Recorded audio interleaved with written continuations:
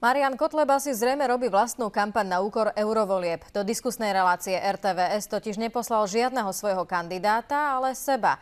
Kotleba pritom nekandiduje za poslanca do Európskeho parlamentu. Verejnoprávna inštitúcia mu preto neumožnila vystúpiť v rozhlasovej relácii. Marian Kotleba nekandiduje za poslanca do Európskeho parlamentu. Aj napriek tomu prišiel do diskusnej relácie RTVS on a nie konkrétny kandidát za jeho stranu.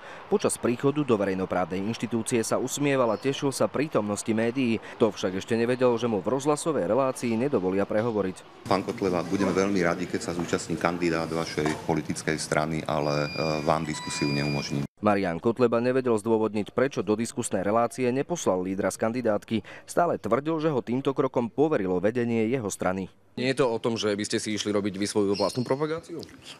No ja som sa chystal dnes spraviť propagandu našej strany do volieb do Európskeho parlamentu.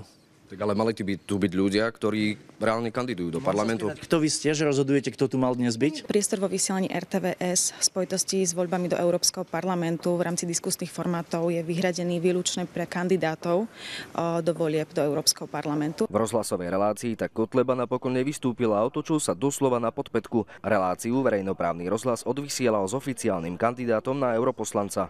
Ja som prišiel do tejto relácii, pretože si vážim voličov, vážim si poslucháčov Slovenského rozhlasu, takže nakoniec sme, si myslím, všetci sa prispôsobili tomu, ako túto situáciu posúdilo RTVS.